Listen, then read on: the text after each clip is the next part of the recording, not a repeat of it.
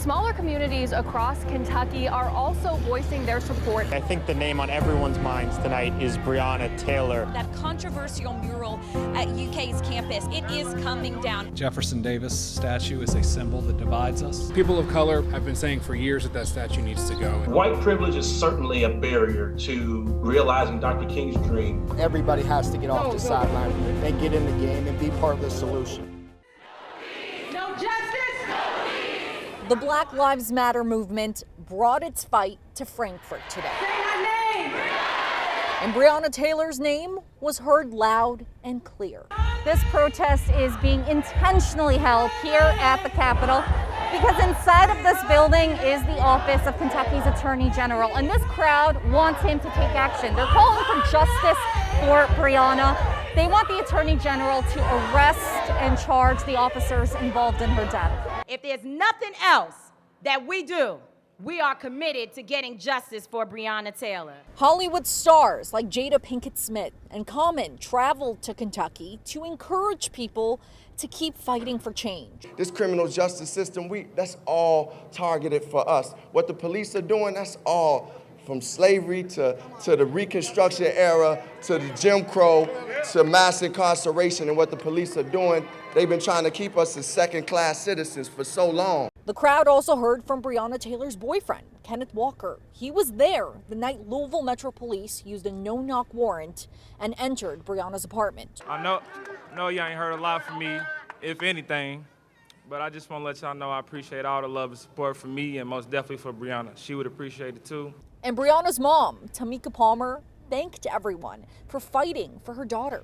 Without y'all, I swear, without all these people, I don't know where I'd be at right now, at home crying still by myself with my daughter. Palmer also revealed this sign to the crowd. She says it's a gift to all of the state leaders, a gift with a message. Know that Breonna's life mattered, and y'all being out here showing support shows that her life mattered. And we not done until they know that her life mattered. And today, they made sure Kentucky's leaders got that message. In Frankfort, Carolina Buchek, WLEX-TV News. If you don't know what white privilege is or aren't sure if you've ever witnessed or experienced it, it's not your fault.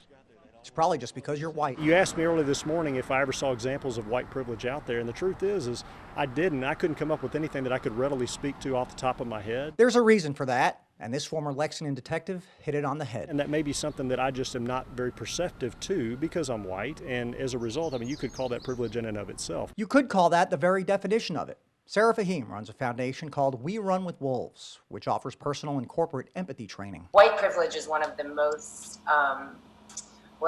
enduring forms of privilege. Sarah endured it in a different manner than most. Her father is Egyptian. And he's a very dark-skinned man, and so he got pulled over often for that. He got asked questions about how he was raising me. Questioning him for no other reason than having much darker skin than his daughter. White privilege can come in all forms and fashion, even inside the corner drugstore. And pick up a prescription or toothpaste and tell the cashier that I don't need a receipt or a bag. I think my siblings of color have been trained their whole lives to get that receipt in that bag because they will be asked if they've stolen something. Much the way Sarah's father was questioned about his daughter, gave her a deep understanding of the privilege from both spectrums. People live an existence that is so completely different from yours, you don't actually believe it's happening. Dr. Mark McCoy at SMU in Dallas, Texas agrees. You know, it's like fish in water. Fish don't notice that they're in water. Dr. McCoy got a glimpse into white privilege 2 decades ago. He tweeted about being arrested for accidentally passing a counterfeit bill from an ATM. George Floyd was accused of the same. That tweet garnered more than 2 million likes, and McCoy was asked by Newsweek magazine to write about the experience. I don't think it says anything about the moral character of people who don't notice their own white privilege. That's understandable. But we've got a lot of tools now. And as we know, tools can be used to fix things. White privilege is certainly a barrier to realizing Dr. King's dream. But as I always say, the ultimate issue is a lack of common memory. And white people do not have that common thread, never will. But maybe for the first time, we have a real and honest good start. The vast majority of people who have interacted with that message have been positive. Positivity is one thing. What we really need is understanding, recognition. Most white people don't believe in the history. Most white people don't even believe in the privilege. It means that your hardships and the way that you have suffered is not because of the color of your skin. I am very well aware of what kinds of advantages I have in the world. 2 men, 1 white, 1 black, accused of the same crime. One was just published in Newsweek. The other was eulogized yesterday. You needn't know the whole story to know which was which. That, too, is white privilege. Michael Burke for Evening Edition. For many black families, the talk comes very early. Moms and dads explaining to their children what they need to know if they're pulled over by police. It's a real talk about how they should act and what they should or should not say. As Kristen Edwards reports, it's a conversation that is passed on from generation to the next. It's unfortunate that it has to be a thing. It really is. Joseph Dix had the talk with his father at 5 years old. It was the first time he was told that police may treat him unfairly simply because he's a black man in America. You gotta use self-control at all times. One thing my dad always said, and don't pop off at the mouth, and just remain calm. As he got older, those lessons felt more real, especially when he saw his dad get pulled over for the first time. But he said, son, when a situation like this happen, he says, just do what I do. You stop, okay?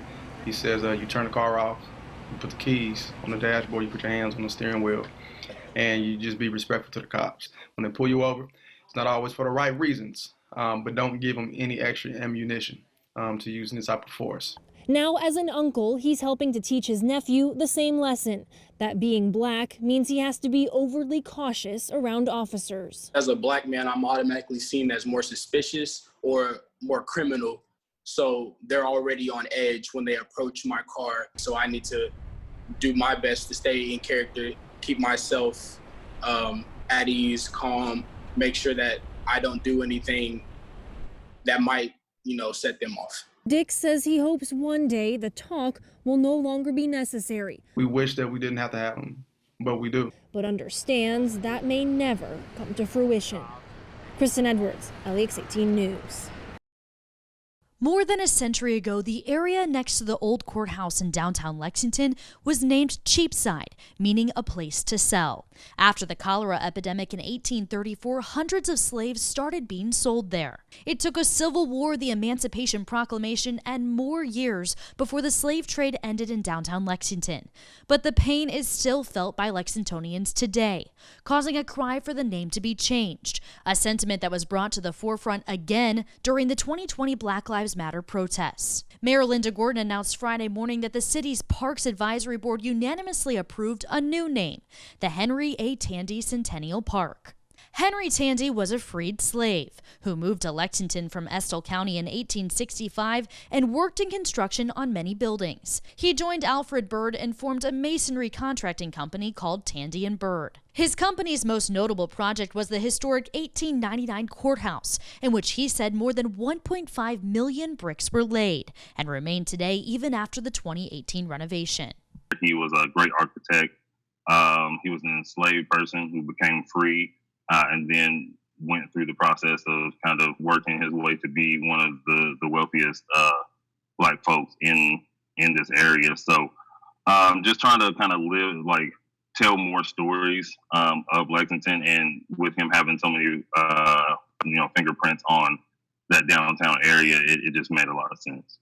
As far as Henry Tandy is, of course, he's a Black Lexingtonian, and I think conversations that were had just talking about what type of cities do we see, or do we see cities that honor Black folks from where they are? A lot of times you see folks want to honor Martin Luther King, of course, on every street, and now Barack Obama as well, and just things like that. And while they're great figures, of course, there's so many figures within our city that are just as deserving.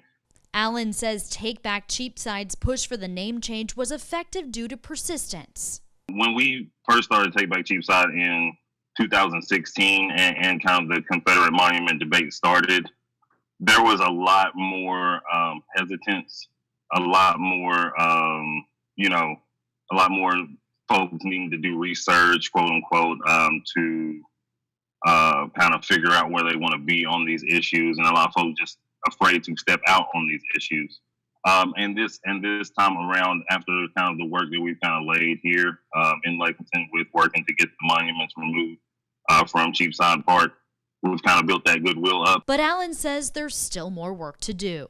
We're hoping for a public apology from the mayor because all of the slaves that were sold down there had to be rubber stamped by the city. We're hoping to do a couple other things with design and involve the community in that process as well, especially the community around that area. It's the latest step in a larger mission to make downtown Lexington more inclusive. In Lexington, Claire Kopsky, LEX-18 News. We're going to show you the scene earlier tonight in downtown Lexington from our LEX-18 drone. You can see the group of about 250 protesters marching the streets protesting the death of Breonna Taylor, who would have turned 27 today. We have crews in downtown Lexington tonight for the 8th night of protests in the city. Mike Valenti kicks off our big story team coverage. Yeah, Nancy, I think the name on everyone's minds tonight is Breonna Taylor, but I want to describe a pretty remarkable scene before we get into that. Just minutes ago, protesters who were in front of the police department appeared to be marching down to Triangle Park. That's when a few protesters noticed there was a large group hanging out outside the Centro Bar under the Fifth Third Pavilion. They've expanded seating out here, and they said, let's go talk to them. They started chanting, "Take back Cheapside." Of course, this area has a horrid history. Hundreds of years ago, when black men and women were sold as property here. Now, the area is lined with bars. Organizers were clearly upset that there were people laughing, having a good time in an area associated with so much pain. During the protests last night, there were a few moments of hope as protesters and Lexington police interacted in a peaceful manner. LEX-18's Claire Kopsky also joins us downtown this morning with details in this continuing coverage. Good morning. Throughout hours of protests here in downtown Lexington late last night and into the early hours of this morning, there were some moments when Lexington police showed solidarity with the protesters. At various locations of downtown Lexington, protesters knelt and begged police to do so with them. In a few instances, Lexington police did join them on one knee. That response ignited cheers from hundreds of protesters. There was also a moment when one protester held a Lexington police officer's hand and prayed out loud with them and a group of other protesters. A lot of officers are doing more than most people think they would. I've had about 5-6 officers pray with me. I've had 2 officers cry. So all you gotta do is talk. That's it, and they'll listen. What were your feelings when you did see people get down and kneel as a group, when all the police officers decided to take a knee?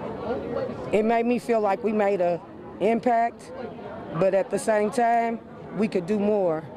We could be better, as long as we just stay calm, stay focused, and come together as a community. As you just heard, some protesters say that these moments gave them hope, especially at a time when so many protests across the country have turned violent. Back to you. We love the genres. We hear the spirituals, the gospel in church. And in the Black church, we know the roots. Yeah. But not everybody knows the roots. Yes. Well, you know, one of the reasons that I started the American Spiritual Ensemble was because of my experience as a child growing up in Montgomery, Alabama, where I was able to hear spiritual sung by groups like the Tuskegee Institute singers and Hampton University singers. It touched me greatly. So when I became a professional in music, I saw that the spirituals were not being performed as much anymore, and I wanted to have influence over that to try to encourage the spirituals to be sung and performed because they were such an important part of our history. It was 1619 when the first group of enslaved people arrived on this land, and they created a music that I call the mother music, and I call the spirituals the musical foundation for all of American music. And music brought to this country was music from the colonial's homeland, and so America did not have its own voice. And then, of course, the spirituals came into being. And then throughout the history of American music, the influence of the spiritual has been phenomenal. There was never any moment where all racing authorities said, okay, that's it, no more black jockeys. It was more like they got forced out kind of, we call it de facto, by practice. So people would get harassed. People wouldn't get hired anymore. They kind of got blacklisted from tracks. It was a series of informal practices that pushed them out one by one from the tracks. And by the early 1905, the early years of the 20th century, they were gone. And the last of them, Jimmy Wingfield, he was still at the prime of his career. He wound up going to Europe. Amnesia was so powerful. And your original question about, well, so why do we forget? It's because that idea of Jim Crow, remember, it's an idea of white supremacy. We had to forget in order to justify the way that we were treating Black people. We had to have this mythology of Black inferiority and Black incompetence in order to have it make sense that Black people were pushed to the back, pushed aside, were poor, were not at the ballot box. You can't have an example of Black excellence like these jockeys winning, galloping down that track. Well, he could no longer sit at the head of one of college basketball's more prominent benches and do nothing. So UK coach John Calipari is prepared to radically alter the appearance of America's athletic departments. Evening Edition's Michael Burke outlines how he plans to get it done. This gives minorities a chance. And it's long overdue as far as UK's basketball coach is concerned. The fire lit under Coach Cal's seat in Lexington after watching what happened under an officer's knee in Minneapolis. And I can say this however you want, but he was murdered. George Floyd, he was murdered. That moved me to say, wow, am I missing something? And I was. He found it. By partnering with some of the nation's top college coaches, Mark Stoops included, Cal and ProLink staffing with John McClendon's foundation have launched a minority leadership initiative. It will bring young, aspiring minority group members into athletic department mentorship programs around the country, opening doors that are normally deadbolted shut. And there are some out there that would be more talented than any of us on here, but they've never had the opportunity. They've never had the connections. They never rubbed shoulders with anybody. And in time, this is what the connections will serve to accomplish. Athletic departments would look a little different. That's what I would say would be success. 10 years. 20 years would be, we have 5 times the number of minority ADs that we have right now. But those opportunities will not be limited just to the athletics world. So that businesses will look at this program and say, we got to look at candidates from that program. A program, Cal says, is more important than his win-loss record with this program. This is about access and opportunity. This is about a springboard to something good. It's about offering a chance some might never get otherwise. In Lexington, Michael Burke for Evening Edition. A Black Lives Matter ceremony on the UK campus went silent as supporters were asked to think for a moment about how each one can invoke change. Evening Edition's Michael Burke was there when everyone took a knee. You are not alone, because I am an ally. Systemic racism is everywhere, and it can have absolutely nothing to do with being racist. In our Commonwealth and in our country, life expectancy is cut short because of the color of your skin, or the zip code where you were born or where you live. Today on the UK campus, students and faculty members from UK's different health science colleges came together to stress the importance of actually doing rather than just talking about what to do. And not just have it be a performance or a show of solidarity and not have any action behind it. We've tried that before, hasn't worked, as we saw last month in Minneapolis. George Floyd's death has sparked a national movement. On the UK campus today, to honor Floyd and to take some time to think about change, everyone here took to a knee for 8 minutes and 46 seconds. The same amount of time that police officer leaned on Floyd's neck.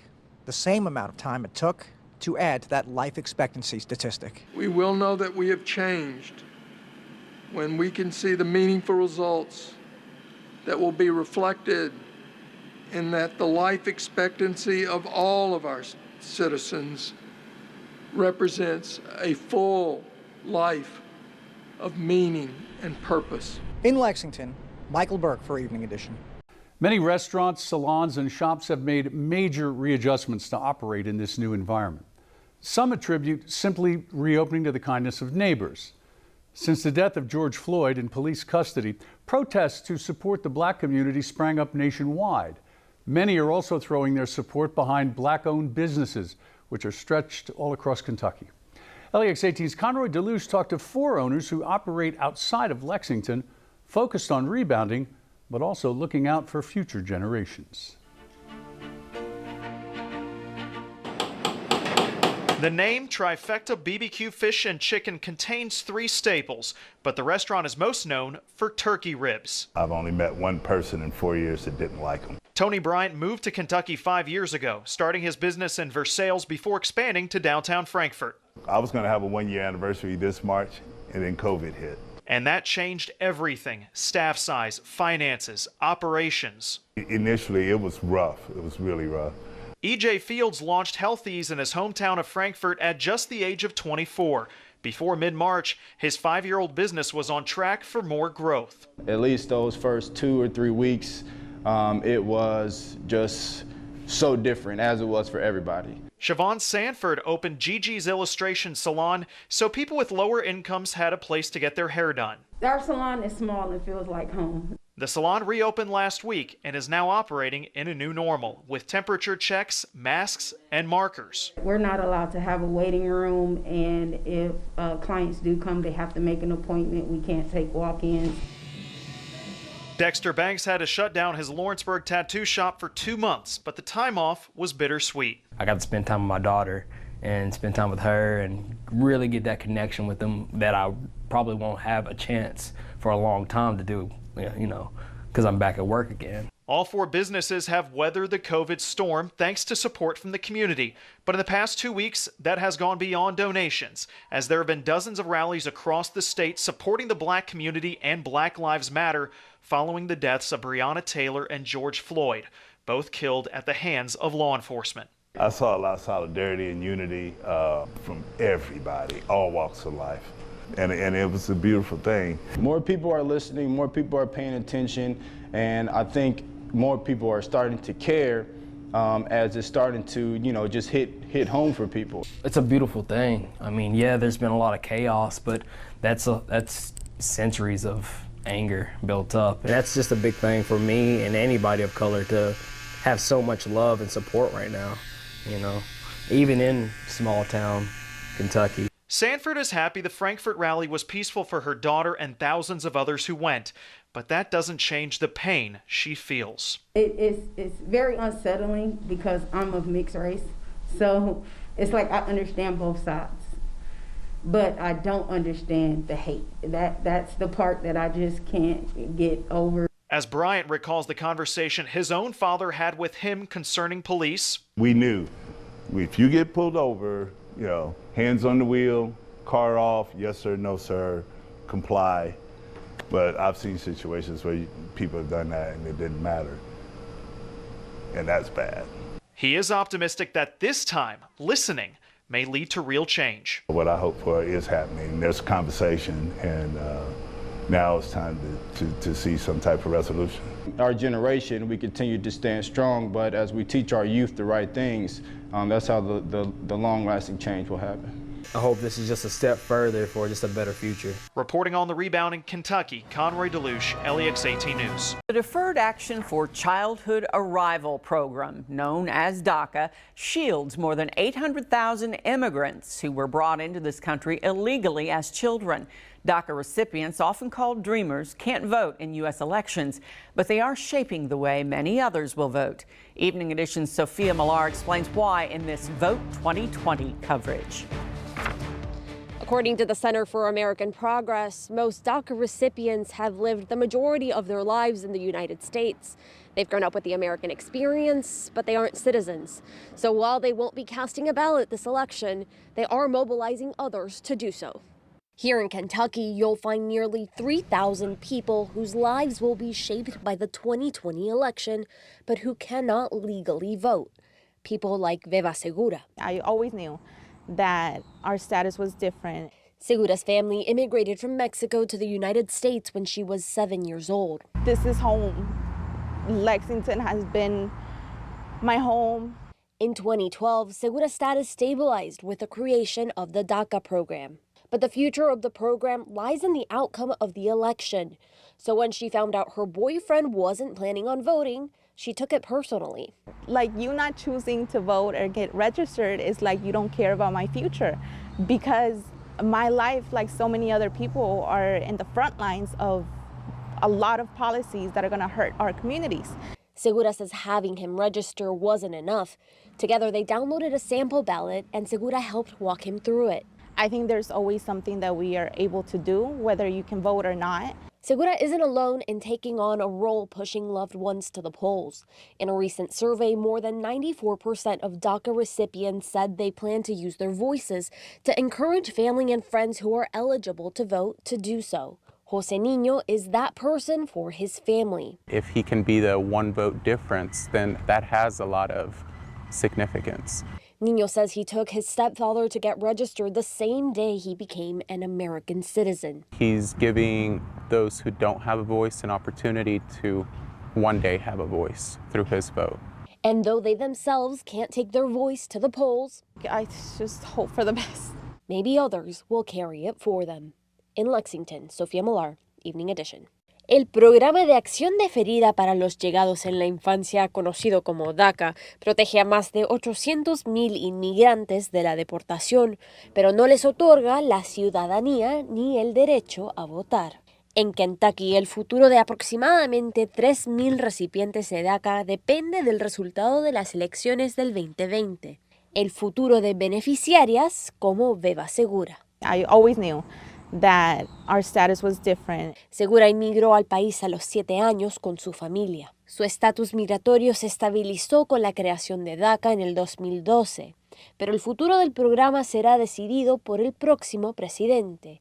Por eso, cuando ella se enteró que su novio no tenía un plan de votación, se vio personalmente afectada. Like, you not choosing to vote or get registered is like you don't care about my future, because my life, like so many other people, are in the front lines of a lot of policies that are going to hurt our communities.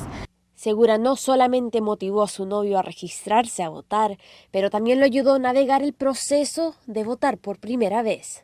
I think there's always something that we are able to do, whether you can vote or not. Segura no es la única alentando a sus seres queridos a votar. En una encuesta reciente, más del 94% de recipientes de DACA dijeron que planean usar sus voces para alentar a sus círculos con el derecho a votar a hacerlo. José Niño motivó a su propia familia. If he can be the one vote difference, then that has a lot of significance. Niño dice que llevó a su padrastro a registrarse para votar el mismo día que él fue otorgado la ciudadanía. He's giving those who don't have a voice an opportunity to one day have a voice through his vote. Y aunque ellos no pueden expresar sus propias voces con su voto, esperan que tal vez los demás lo hagan por ellos.